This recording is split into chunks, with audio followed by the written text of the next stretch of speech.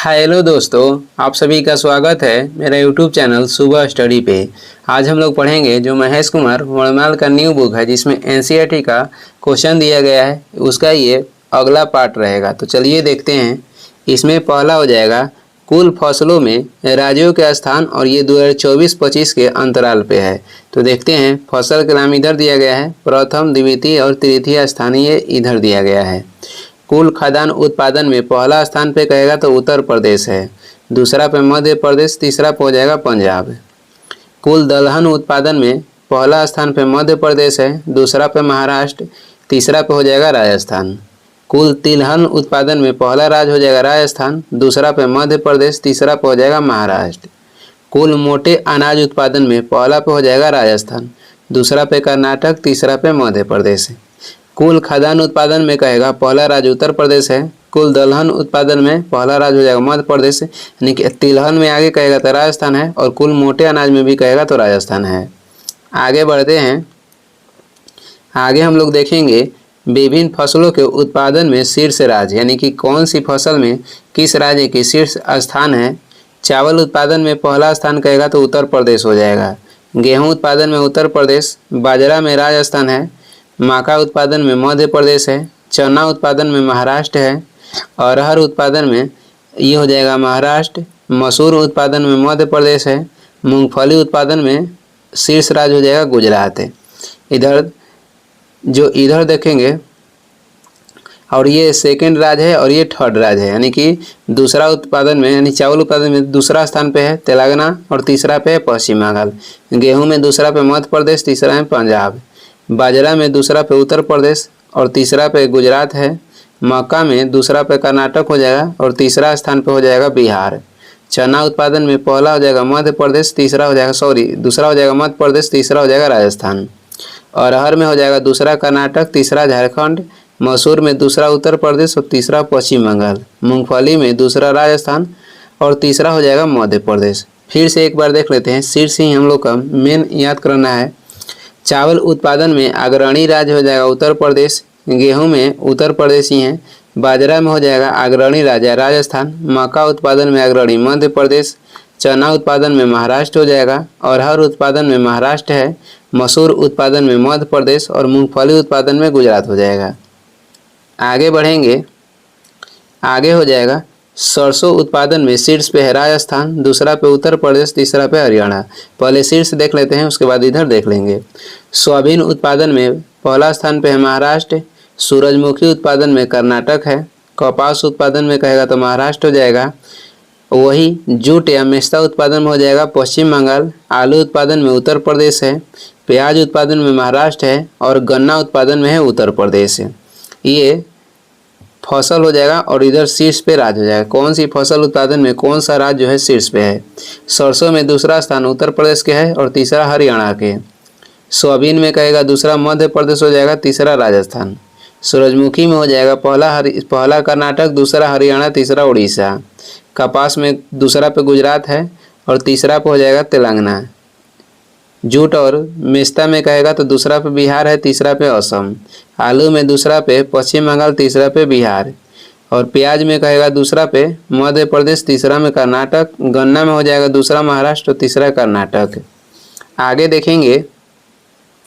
आगे हो जाएगा भारत में दालों का सबसे बड़ा उत्पादक राज्य कौन सा है। तो दाल उत्पादन में अग्रणी राज्य हो जाएगा मध्य प्रदेश। भारत के सबसे बड़ा चाय उत्पादक राज्य हो जाएगा असम। सोनालिका, अर्जुन, कल्याण सोना, उन्नत ये किसकी किस्में हैं। तो ये तीनों किस्में हैं गेहूं की। सोनालिका हो जाएगा, अर्जुन हो जाएगा, और कल्याण सोना ये गेहूं की किस्में हैं। पैगिंग किस फसल के लिए एक लाभकारी प्रक्रिया है। तो ये मूंगफली के लिए। पैगिंग जो है किस फसल के लिए एक लाभकारी प्रक्रिया है। तो मूंगफली के लिए। झूम कृषि की एक पद्धति है जिसे कर्तन एवं दहन कृषि के नाम से भी जाना जाता है। झूम कृषि क्या है। तो एक पद्धति है जिसे कर्तन एवं दहन के नाम से भी जानते हैं। आगे हो जाएगा गहन कृषि से क्या तात्पर्य है। गहन कृषि से तात्पर्य हो जाएगा न्यूनतम भूमि में अधिकतम उपज, यानी कम भूमि में अधिकतम उत्पादन करना, उसे कहते हैं गहन कृषि। आगे देखेंगे। आगे हो जाएगा। आगे है राजस्थान किस फसल का प्रमुख उत्पादक है? तो ये सरसों और बाजरा के प्रमुख उत्पादक है। भारत के कर्नाटक राज्य में सर्वाधिक कॉफी उत्पादन किया जाता है। तत्पश्चात केरल तथा तमिलनाडु के स्थान है, यानी कि कॉफी उत्पादन में प्रथम राज्य हो जाएगा कर्नाटक, उसके बाद केरल, उसके बाद तमिलनाडु। उकठा रोग से कौन सी फसल प्रभावित होती है? जो उकठा रोग है ये होता है चन्ना में। भारत का सबसे बड़ा रबड़ तथा नारियल उत्पादक राज्य हो जाएगा केरल। भारत के किस राज्य में कोहवा, रबड़ तथा तंबाकू की कृषि की जाती है? तो ये की जाती है कर्नाटक में। आगे देखेंगे, अगला क्वेश्चन हो जाएगा, भारत में तंबाकू का सर्वाधिक उत्पादन करने वाला राज्य कौन सा है? ये है आंध्र प्रदेश। पौधे उगाने के साथ ही मछली पालन करना किस कृषि के अंतर्गत आता है? ये हो जाएगा एक्वापोनिक कृषि। पौधे उगाने के साथ ही मछली पालन करना किस कृषि के अंतर्गत आता है? तो ये एक्वापोनिक कृषि के अंतर्गत है। भारतीय चाय बोर्ड का मुख्यालय कहाँ पे है? तो इसका मुख्यालय हो जाएगा कोलकाता। किन दो फसलों के उत्पादन में उत्तर प्रदेश का प्रथम स्थान है? तो ये हो जाएगा गेहूं तथा गन्ना। गेहूं तथा गन्ना उत्पादन में उत्तर प्रदेश के पहला स्थान है। आगे हो जाएगा, अरंडी का बृहत्तम उत्पादक राज्य कौन सा है? तो ये हो जाएगा गुजरात है। सदाबहार क्रांति किससे संबंधित है? सदाबहार क्रांति जो है ये जैविक कृषि को प्रोत्साहित करने तथा उत्पादन बढ़ाने से है। भारत में चीनी के प्रथम 3 अग्रणी उत्पादक राज्य कौन सा है? तो पहला पे उत्तर प्रदेश है, दूसरा पे महाराष्ट्र, तीसरा पे कर्नाटक है। सर्वाधिक रेशम उत्पादन करने वाला राज्य कौन सा है? ये हो जाएगा कर्नाटक है। आगे बढ़ते हैं, अगला हो जाएगा, भारत का कौन सा राज्य नमक एवं मूंगफली के उत्पादन में प्रथम स्थान है? ये हो जाएगा गुजरात है। राष्ट्रीय बागवानी बोर्ड का मुख्यालय जो है गुरुग्राम है और इसकी स्थापना किस वर्ष हुई थी? इसकी स्थापना हुई थी 1984 में। आगे बढ़ते हैं, आगे हो जाएगा, भारत में शीर्ष 5 मत्स्य उत्पादन वाले राज्य देख लेते हैं। तो इसमें पहला स्थान हो जाएगा आंध्र प्रदेश का, दूसरा पे पश्चिम बंगाल, तीसरा पे उड़ीसा हो जाएगा, चौथा पे गुजरात और पांचवा पे हो जाएगा कर्नाटक है। आगे बढ़ेंगे, आगे नीचे एक महत्वपूर्ण क्वेश्चन है, देख लेते हैं। सुनहरा रेशा क्रांति के संबंध कहेगा तो जूट उत्पादन से है तथा जूट को भारत का स्वर्णिम तंतु कहा जाता है। आगे बढ़ते हैं, आगे हम लोग पढ़ेंगे पशुपालन के बारे में। पशुपालन के बारे में हम लोग पढ़ेंगे तो देखते हैं, 20वीं पशुधन गणना की रिपोर्ट किस मंत्रालय द्वारा जारी की गई है? 20वीं पशुधन गणना की जो रिपोर्ट है ये जारी किया गया है मत्स्य पालन, पशुपालन और डेयरी मंत्रालय के द्वारा। 20वीं पशुधन गणना की संख्या के अनुसार कुल पशुधन में गौ पशु कहेगा तो 35.94% है, भैंस कहेगा तो 20.45% है, बकरी हो जाएगी 27.80%, भेड़ की संख्या 13.87%, सुअर है 1.69% तथा अन्य पशु कहेगा तो 0.25% है। और ये 20वीं पशुधन गणना की संख्या, 20वीं जो पशुधन गणना हुआ था उसके यह अनुसार डाटा है। आगे हो जाएगा, प्रति 100 हेक्टेयर सकल कृषि क्षेत्र में मवेशियों की संख्या का घनत्व किस राज्य में सबसे अधिक है? तो यह है बिहार में। कह रहा है कि प्रति 100 हेक्टेयर सकल कृषि क्षेत्र में मवेशियों की संख्या का जो घनत्व है किस राज्य में सबसे अधिक है? तो यह है बिहार में। भारत में सर्वाधिक दूध देने वाली बकरी की नस्ल कौन सी है?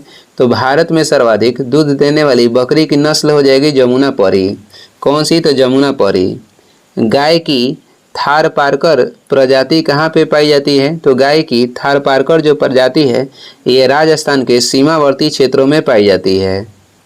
आगे देखेंगे, 20वीं पशुधन गणना के अनुसार पशुओं की संख्या में सबसे अधिक वृद्धि पश्चिम बंगाल, उसके बाद तेलंगाना में देखी गई है और पश्चिम बंगाल में 23%, तेलंगाना में हो जाएगी 22% है। विश्व में दूध उत्पादन के क्षेत्र में भारत का कौन सा स्थान है? तो विश्व में दूध उत्पादन में भारत का स्थान हो जाएगा प्रथम। भारत में श्वेत क्रांति का जनक किसे कहा जाता है? डॉक्टर वर्गीज कुरियन को भारत में श्वेत क्रांति के जनक कहा जाता है। आगे हो जाएगा मुर्गी के अंडे का कवच किस पदार्थ से निर्मित होता है? तो ये कैल्शियम कार्बोनेट से बना होता है। विश्व में सबसे अधिक अंडा देने वाली मुर्गी की नस्ल कौन सी है? Leg horn. ये मुर्गी की जो प्रजाति है जो कि विश्व में सबसे अधिक अंडा देती है, नाम है लेग हॉर्न। आगे बढ़ते हैं, आगे हो जाएगा भारत में स्थापित केंद्रीय पशु प्रजनन फार्म है। तो देखते हैं, ये हो जाएगा सूरतगढ़ जो कि राजस्थान में है, उसके बाद धम रोड जो कि गुजरात में है, अलमाड़ी तमिलनाडु, चिपलिमा और सुनबेडा उड़ीसा, हैसरघट्टा कर्नाटक और अंदेश नगर उत्तर प्रदेश है। ये केंद्र गाय और भैंसों के प्रजनन के लिए उत्तम नस्ल के साँड़ और प्रशिक्षित वीर्य का उत्पादन करते हैं। आगे देखेंगे, आगे हो जाएगा केंद्रीय प्रशिक्षित वीर्य उत्पादन और प्रशिक्षण संस्थान हैसरघट्टा बेंगलुरु कर्नाटक में स्थित है, जो उत्तम नस्ल के साँड़ एवं भैंसों का वीर्य उपलब्ध कराता है। ऑपरेशन फ्लड का संबंध कहेगा किससे है? ऑपरेशन फ्लड के संबंध हो जाएगा दूध उत्पादन एवं वितरण से। आगे देखेंगे, आगे हो जाएगा ऑपरेशन फ्लड के विभिन्न चरण हम लोग देखते हैं। ऑपरेशन फ्लड के विभिन्न चरण हो जाएगा। पहला चरण ऑपरेशन फ्लड के इसकी अवधि क्या थी? तो जुलाई 1970 से लेकर मार्च 1981 तक। दूसरा चरण हो जाएगा अप्रैल 1981 से मार्च 1985 तक। तीसरा चरण है अप्रैल 1985 से मार्च 1996 तक। आगे देखते हैं भैंसों की देसी नस्ल की 3 प्रमुख किस्म कौन सी है? तो भैंसों की देसी नस्ल की 3 प्रमुख किस्म हो जाएगा मुर्रा, नीली रावी एवं जफराबादी। मुर्रा, नीली रावी एवं जफराबादी। आगे बढ़ते हैं, ये तो पढ़ लिए हैं कितना किसकी प्रतिशत है, इधर तो देख लिए हैं। सुअर का हो जाएगा 1.69%, अन्य हो जाएगा 0.25%, भेड़ है 13.87%, गाय बैल की संख्या हो जाएगी 35.94%, भैंस है 20.45%, उसके बाद बकरी हो जाएगी 27.80%। और ये जो है 20वीं पशुधन गणना जो 2019 में हुआ था उसके अनुसार ये डाटा है। स्टॉक फार्मिंग किससे संबंधित है? जो स्टॉक फार्मिंग है ये पशुओं के प्रजनन से संबंधित है। स्टॉक फार्मिंग पशुओं के प्रजनन से संबंधित है। 20वीं राष्ट्रीय पशुधन गणना जो कि 2019 में हुआ था, इसके अनुसार भारत में मवेशियों की सर्वाधिक संख्या क्रमशः उत्तर प्रदेश, राजस्थान, मध्य प्रदेश एवं पश्चिम बंगाल में है। केंद्रीय कारा के भेड़ प्रजनन फार्म कहाँ पर स्थित है? हरियाणा के हिसार में। आगे देखेंगे बकरी, केंद्रीय बकरी अनुसंधान संस्थान कहेगा कहाँ पे है? उत्तर प्रदेश के मथुरा में। केंद्रीय बकरी अनुसंधान संस्थान उत्तर प्रदेश के मथुरा में है। स्वतंत्रता के पश्चात प्रथम पशुधन गणना किस वर्ष में आयोजित की गई? तो प्रथम पशुधन गणना की गई थी स्वतंत्रता के पश्चात, ये की गई थी 1951 में। देश में दूध व्यवसाय के लाभकारी प्रशिक्षण व जानकारी के लिए 3 प्रशिक्षण केंद्र स्थापित किए गए हैं और ये तीनों हो जाएगा। और तीनों प्रशिक्षण केंद्र, पहला हो जाएगा राष्ट्रीय डेयरी अनुसंधान संस्थान जो कि करनाल हरियाणा में है। उसके बाद हो जाएगा मानसिंह इंस्टीट्यूट ऑफ ट्रेनिंग और ये है मेहसाना में। जी देसाई ट्रेनिंग इंस्टीट्यूट पालनपुर जो कि बनासकांठा हो जाएगा। सिलीगुड़ी, जालंधर तथा इरोड में प्रादेशिक केंद्र स्थापित किए गए हैं। आगे देखते हैं, एक क्वेश्चन नीचे है, ये भी देख लेते हैं। भैंसों पर अनुसंधान के लिए हरियाणा राज्य के हिसार जिले में केंद्रीय भैंस अनुसंधान संस्थान की स्थापना भी की गई है। आगे देखते हैं, आगे हम लोग पढ़ेंगे खनिज संसाधन के बारे में। आगे खनिज संसाधन के बारे में पढ़ेंगे तो देख लेते हैं। ये खनिज हो जाएगा, इसे 3 भाग में बांटा गया है, धात्विक खनिज, अधात्विक खनिज, उसके बाद हो जाएगा ऊर्जा खनिज। धात्विक खनिज को इसको भी 3 भाग में बांटा गया है और इसमें हो जाएगा लौह धातुएं, जिसमें लोहे का अंश हो जैसे कि लौह अयस्क, मैग्नीज, निकेल व कोबाल्ट। इसके बाद अलौह धातुएं जैसे कि तांबा, सीसा, जस्ता व बॉक्साइट। उसके बाद हो जाएगा बहुमूल्य खनिज जैसे कि सोना, चांदी, प्लेटिनम और आदि। अधात्विक खनिज में क्या है, जैसे कि अभ्रक, नमक, पोटास, सल्फर, चूना पत्थर, संगमरमर तथा बलुआ पत्थर। ऊर्जा खनिज में होता है कोयला, पेट्रोलियम तथा प्राकृतिक गैसें। अब हम लोग देखेंगे भारत का सबसे महत्वपूर्ण खनिज युक्त शैल तंत्र कौन सा है। भारत का सबसे महत्वपूर्ण खनिज युक्त शैल तंत्र कहेगा तो धारवाड़ तंत्र है, यानी धारवाड़ क्षेत्र हो जाएगा। भारत के किस भाग में खनिज संसाधनों के बृहद भंडार है। भारत के किस भाग में खनिज संसाधनों के बृहद भंडार है, तो ये दक्षिण पूर्व में है। भारत का कौन सा राज्य खनिज संसाधनों में सर्वाधिक संपन्न राज्य है, ये हो जाएगा उड़ीसा। भारत का कौन सा राज्य मूल्य की दृष्टि से खनिज उत्पादन में अग्रणी राज्य है, तो ये हो जाएगा उड़ीसा। आगे बढ़ते हैं, आगे हो जाएगा लौह अयस्क के प्रकार, और इसमें हो जाएगा लौह अयस्क मैग्नेटाइट, हेमेटाइट, लिमोनाइट और सीडेराइट। ये सभी किसका अयस्क है, तो ये लोहा का अयस्क है।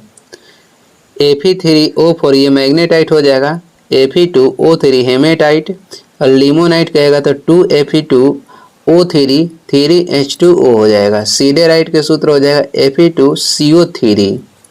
भारत में लौह अयस्क किस क्रम की शैलों में पाया जाता है।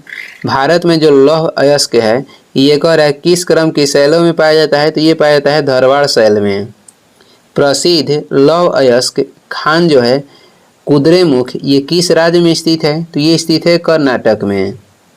आगे हम लोग बढ़ते हैं, राजस्थान के नाथरा कीपाल क्षेत्र में कौन सा खनिज पाया जाता है। राजस्थान के नाथरा जो कीपाल क्षेत्र है यहाँ पे पाया जाता है लौह अयस्क। बैलाडीला खान किस खनिज से संबंधित है, तो ये लौह अयस्क से संबंधित है। तांबा का सर्वाधिक उत्पादन मलाज खंड क्षेत्र मध्य प्रदेश में होता है, जबकि इसके सबसे अधिक भंडार कहेगा तो राजस्थान में है। तांबा का सर्वाधिक उत्पादन कहेगा तो मलाज खंड क्षेत्र मध्य प्रदेश में होता है, और इसकी सबसे अधिक भंडार कहेगा तो राजस्थान में है। आगे बढ़ते हैं, आगे हो जाएगा इसमें एशिया का ऊंचे कोटि का जस्ता एवं सीसा इसका अयस्क भंडार कहाँ पर उपलब्ध है, भीलवाड़ा जिला राजस्थान में। एशिया के ऊंचे कोटि के जो जस्ता एवं सीसा का अयस्क है इसकी भंडार सबसे अधिक कहाँ पे है, तो भीलवाड़ा जिला राजस्थान में। विंध्य शैलों में किसके बृहद भंडार पाए जाते हैं, तो विंध्य शैलों में किसके बृहद भंडार पाए जाते हैं, तो ये चूना और पत्थर का। आगे बढ़ते हैं,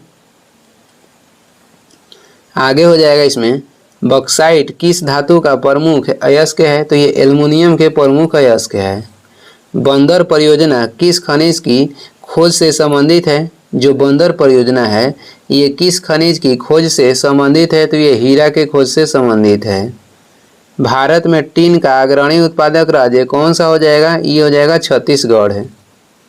आगे हम लोग बढ़ते हैं, भारत का कौन सा राज्य अभ्रक का सबसे बड़ा उत्पादक है, ये हो जाएगा आंध्र प्रदेश।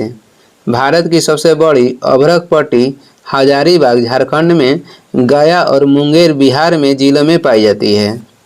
भारत की सबसे बड़ी अभ्रक पट्टी कहेगा तो झारखंड के हजारीबाग में, और बिहार के कहेगा तो गया और मुंगेर में पाई जाती है। भारत में सर्वोत्तम किस्म का संगमरमर कहाँ पे पाया जाता है, सर्वोत्तम किस्म के संगमरमर पाया जाता है राजस्थान के मकराना में। क्वार्टजाइट किस पत्थर का कयांत्रित रूप है, क्वार्टजाइट ये किस पत्थर का कयांत्रित रूप है, तो ये बलुआ पत्थर का कयांत्रित रूप है। आगे हम लोग बढ़ते हैं, क्रोमाइट उत्पादन में किस राज्य का एकाधिकार है, तो क्रोमाइट उत्पादन में अग्रणी राज्य हो जाएगा उड़ीसा। भारत के कुल नमक उत्पादन का 8.7% सांभर झील राजस्थान से उत्पादित होता है। भारत में ग्रेनाइट की पट्टियाँ तथा स्लेट कहाँ पे बनाए जाते हैं, तो ये उत्तर प्रदेश के ललितपुर में बनाए जाते हैं। आगे बढ़ते हैं, आगे हो जाएगा केरलम के समुद्री तट पर कौन सा परमाणु खनिज पाया जाता है, तो ये पाया जाता है मोनाजाइट। जादूगुड़ा किस खनिज के लिए प्रसिद्ध है, ये प्रसिद्ध है यूरेनियम के लिए। आगे हो जाएगा, आगे हम लोग देखते हैं उड़ीसा में ऊंचे कोटि का हेमेटाइट किस्म का लौह अयस्क मयूरभंज की उंझर में बादाम पहाड़ खदानों से निकाला जाता है। आगे देखते हैं, आगे हम लोग पढ़ेंगे ऊर्जा के बारे में।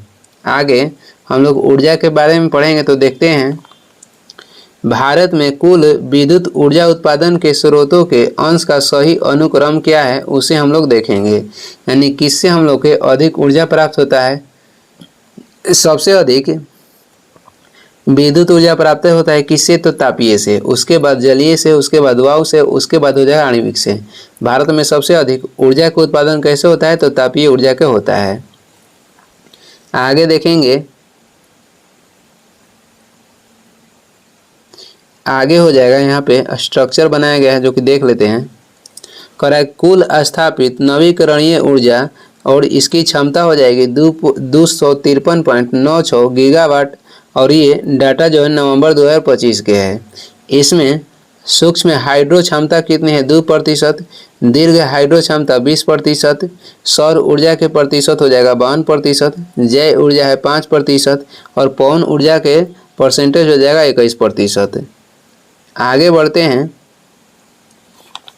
आगे हो जाएगा जवाहरलाल नेहरू राष्ट्रीय सौर मिशन किस वर्ष प्रारंभ की गई थी, तो ये 11 जनवरी 2010 में प्रारंभ हुआ था।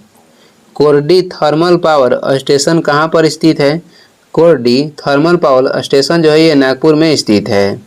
काकरापारा परमाणु विद्युत संयंत्र किस राज्य में स्थित, ये स्थापित किया गया है, तो गुजरात में। काकरापारा परमाणु विद्युत संयंत्र ये गुजरात में है। पेट्रोल उत्पादक क्षेत्र लूनेज किस राज्य में स्थित है, लूनेज स्थित है गुजरात में। आगे बढ़ते हैं, आगे हो जाएगा राणा प्रताप सागर बांध पर विद्युत गृह कहाँ पे स्थापित किया गया है, राजस्थान के कोटा में। आगे देखेंगे, अगला क्वेश्चन हो जाएगा, यहाँ पे है शीर्ष कोयला उत्पादक राज्य, और ये 2024-25 के अनुसार है। शीर्ष पे हो जाएगा उड़ीसा, उसके बाद छत्तीसगढ़, उसके बाद झारखंड, उसके बाद हो जाएगा मध्य प्रदेश। भारत का कुल उत्पादन कहेगा कोयला में, तो ये हो जाएगा 1047.523 मिलियन टन। आगे बढ़ेंगे,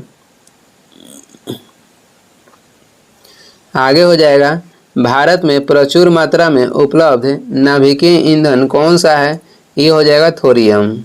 भारत में कोयला उत्खनन कार्य कब प्रारंभ हुआ, तो पहली बार पश्चिम बंगाल के रानीगंज से हुआ था 1744 ईस्वी में। भारत में कोयला उत्खनन कार्य जो है कब प्रारंभ हुआ, तो ये हुआ है 1744 ईस्वी में पश्चिम बंगाल के रानीगंज से। भारत का कौन सा शैल तंत्र कोयला भंडारों का प्रमुख स्रोत है, ये हो जाएगा गोंडवाना तंत्र। अब हम लोग कोयला के प्रकार देख लेते हैं। कोयला के प्रकार, इधर कोयले के प्रकार है, इसका उपनाम, स्वरूप व कार्बन की मात्रा और इसका क्षेत्र। पीट कोयला देखते हैं। पीट जो कोयला है ये निम्न किस्म के कोयला होता है। पीट कोयला निम्न किस्म के कोयला होता है, नमी की अधिक मात्रा व 40% से कम इसमें कार्बन होता है। लिग्नाइट कोयला कहेगा तो इसे भूरा कोयला कहते हैं। जलने पर धुआं अधिक व 40 से 60% तक कार्बन इसमें होता है। जिस कोयला में कार्बन की मात्रा कम होता है उसे खराब कोयला कहा जाता है। बिटुमिनस कोयला कहेगा तो इसे काला कोयला कहा जाता है, और इसमें कार्बन की मात्रा 60 से 80% होती है, और यह झारखंड, उड़ीसा, छत्तीसगढ़ व मध्य प्रदेश में पाया जाता है। लिग्नाइट कोयला कहेगा तो ये सर्वाधिक तमिलनाडु में पाया जाता है, उसके बाद असम में, पश्चिम बंगाल में, कश्मीर में। एंथ्रासाइट कोयला ये कठोर यानी कि ऊंचे किस्म के कोयला है एंथ्रासाइट, और जलते समय धुआं रहित यानी धुआं उतना नहीं दे पाता है, वह 80 से 90% इसमें कार्बन पाई जाती है, और इसकी जो उत्पादन होता है जम्मू कश्मीर के रियासी जिला में होता है। आगे देखेंगे, आगे हो जाएगा नामचिक नामफूक कोयला क्षेत्र किस राज्य में अवस्थित है। नामचिक नामफूक कोयला क्षेत्र ये अरुणाचल प्रदेश में स्थित है। कोरबा कोयला क्षेत्र किस राज्य में अवस्थित है, तो ये है कोरबा छत्तीसगढ़ में। प्रसिद्ध कोयला क्षेत्र तालचेर कहाँ पर अवस्थित है, ये है उड़ीसा में। छोटा नागपुर औद्योगिक क्षेत्र का विकास यहाँ पर कोयले की खोज के परिणाम स्वरूप हुआ है। छोटा नागपुर औद्योगिक क्षेत्र का विकास यहाँ पर कोयले की खोज की परिणाम स्वरूप हुआ है। आगे हो जाएगा झारखंड में कोयला की खानें मुख्यतः कहाँ पर स्थित है? तो ये स्थित है झरिया में। लिग्नाइट कोयले के विशालतम भंडार किस राज्य में यानी कि लिग्नाइट कोयले के भंडार जो है सर्वाधिक किस राज्य में है? तो ये है तमिलनाडु में। विश्रामपुर जो कि छत्तीसगढ़ में है किस खनिज के खनन के लिए प्रसिद्ध है? तो ये कोयला के खनन के लिए प्रसिद्ध है। आगे बढ़ते हैं, आगे हो जाएगा भारत के प्रमुख कोयला उत्पादक क्षेत्र। झारखंड में कहाँ कहाँ है? तो झरिया, बोकारो, करनपुरा, गिरिडीह। पश्चिम बंगाल में कहेगा तो रानीगंज हो जाएगा, बरजोरा हो जाएगा, उसके बाद बीरभूम, सुहागपुर, ये सभी कोयला उत्पादन क्षेत्र है। उड़ीसा में कहेगा तो तलचर हो जाएगा, संबलपुर, ईद नदी घाटी जो है यहाँ से उड़ीसा में कोयला का उत्पादन होता है। मध्य प्रदेश में कोयला कहाँ से निकाला जाता है? उमरिया, सिंगरौली। छत्तीसगढ़ में कहेगा तो कोरबा से, सुहागपुर से, सोनहट से, सेंदूरगढ़ से, मांदरायगढ़ से और विश्रामपुर से। ये सभी कोयला उत्पादन क्षेत्र है। जो तेलंगाना में है, तेलंगाना से कहाँ से निकलता है? गोदावरी घाटी से और सिंगरैनी से। महाराष्ट्र में कहेगा तो वर्धा घाटी से, कंपटी, बांदेर से। आगे बढ़ेंगे,